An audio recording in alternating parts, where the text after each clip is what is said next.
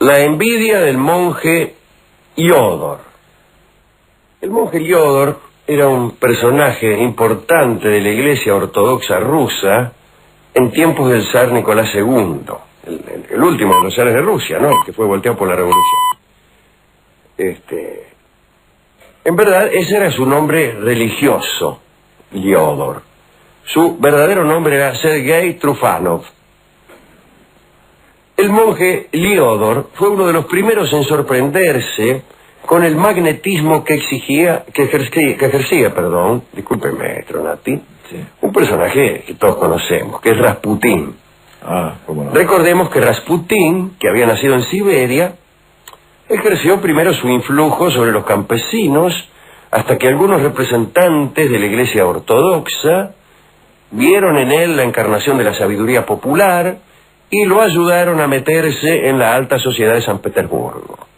En poco tiempo Rasputín consiguió rodearse de un círculo de seguidores, entre los que estuvo, como saben ustedes, la zarina Alejandra, que desesperaba por conseguir un milagro que salvara a su hijo, pequeño hijo, el zarevich, que como saben ustedes estaba enfermo de hemofilia.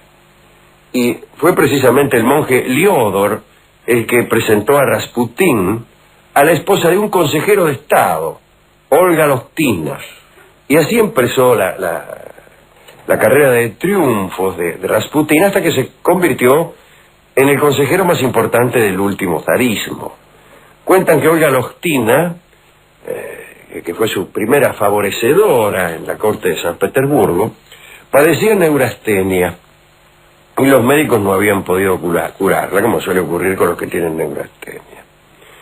Rasputín le habló a ella, no a los médicos, y notó que la mina se extasiaba con solo oír su voz. Conjeturó entonces que el único modo de librarla definitivamente de sus tristezas y angustias crónicas era uniéndosele. Sí.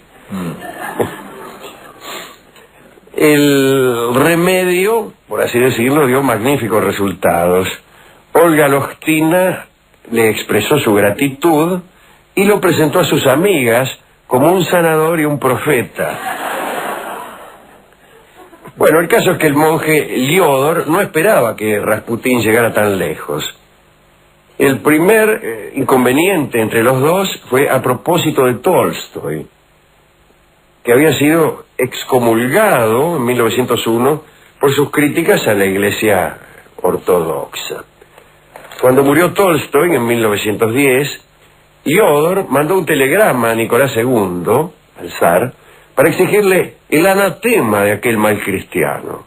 Rasputín, que ya estaba en ese entonces bien cerca del zar, interceptó el mensaje y respondió él mismo, pidiéndole a Iodor que reflexionara un poco, que no fuera tan severo. En vez de tener en cuenta el consejo, Iodor colgó un retrato de Tolstoy en una sala de su monasterio para que los peregrinos lo escupieran. Además, insultó al zar diciendo que en su debilidad acabaría por entregar Rusia a chamanes de la estepa.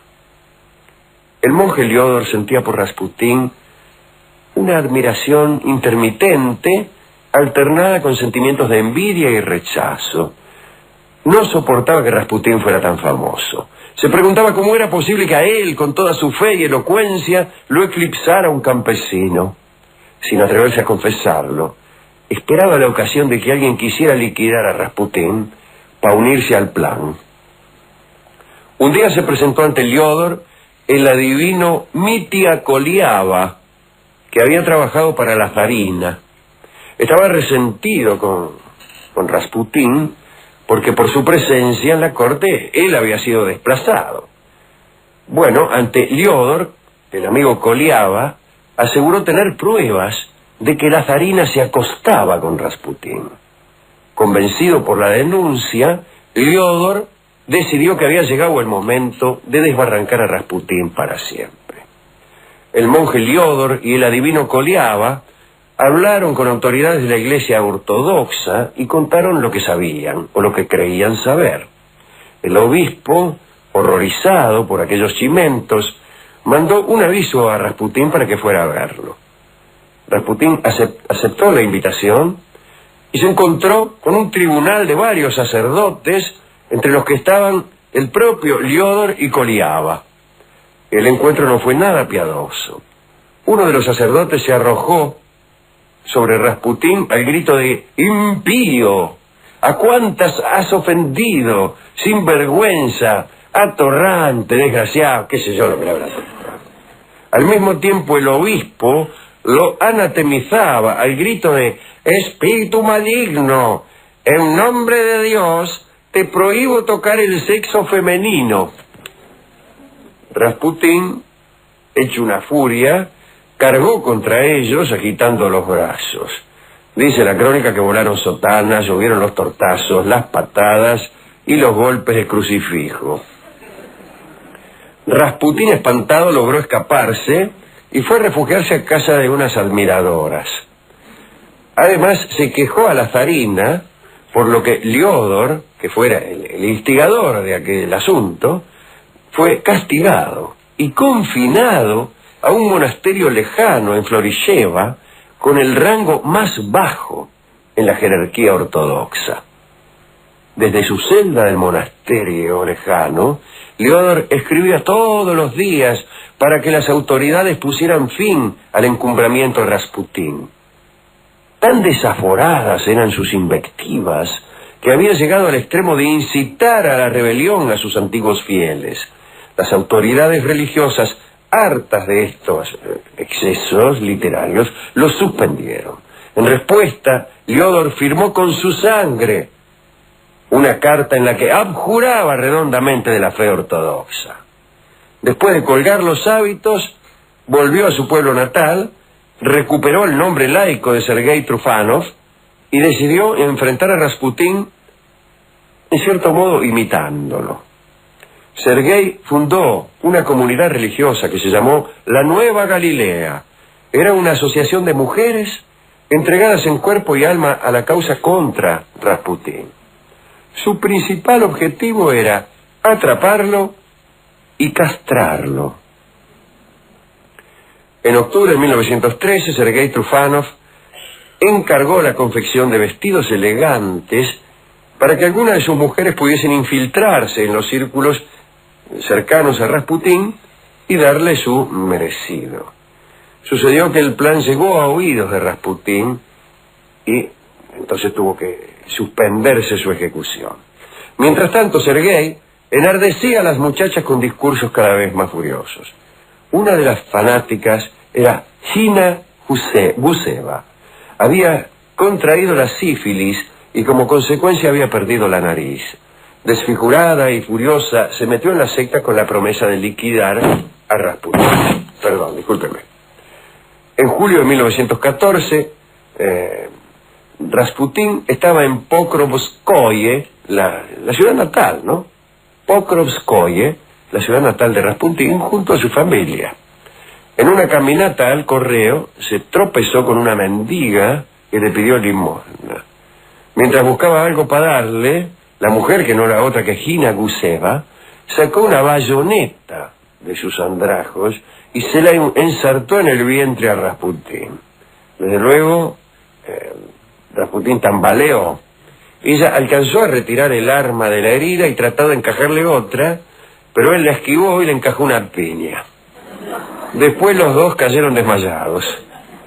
Cuando Gina se recuperó, empezó a gritar que había matado al anticristo. Pero no. Rasputín se arrastró hasta el umbral de su casa y unas semanas más tarde estaba fenómeno. Gina Guseva confesó que había actuado instigada por Sergei Trufanov, que la había bendecido al encomendarle que matara al anticristo. Al final la recluyeron en un manicomio. Por su parte, aquel monje Liodor, cansado de intentar deshacerse de Rasputín y gravemente implicado en el caso, burló la vigilancia policial. Lo querían meter en cana, ¿no? Se afeitó la barba, se disfrazó de mujer, huyó a Suecia y desapareció para siempre de esta historia y de cualquier otra. aquí termina el cuento de hoy, que se refiere al monje Liodor. Rasputín fue asesinado. Hemos contado aquí de qué manera tan extraordinaria. Hubo que matarlo como 10 veces. Bien, pero eso ya lo contaremos de nuevo alguna vez. Hoy solamente queríamos referirnos a este encono del monje Liodor. Me parece que estaba envidioso. El tipo quería hacer lo mismo que Rasputín, pero las minas no le daban bolilla. Bueno. Si tuviera Rolón, le preguntaríamos a quién quería dedicar esto, y seguro que se lo dedicaría a Olga Lostina, aquella neurasténica que se curó del mejor modo posible, o también a Gina Gusepa, la pobre muchacha que a causa de la sífilis había perdido su nariz. Bueno, o a cualquier otra, vio cómo es Rolón. Sí, incluso a la que le quiso clavar la bayoneta. Sí, es la misma, la de la nariz, esa le quiso ensartar. Y a la otra neurastónica por potencial paciente. Claro, medio se lo dedica, pues por ahí la mina viene. Claro, 20 pesos. Bueno, hemos ido a la discoteca y le hemos contado al encargado esta historia de Rasputín, del encono de este hombre, cómo aquella sociedad de la Nueva Galilea estaba formada con el único objeto de castrar a Rasputín. Inmediatamente nos dio, cuando escuchó esto último, se sorprendió muchísimo y nos entregó el tango que se llama Enfundar la mandolina, en la versión de Carlos Gardel, que es lo que escucharemos ahora. Adelante.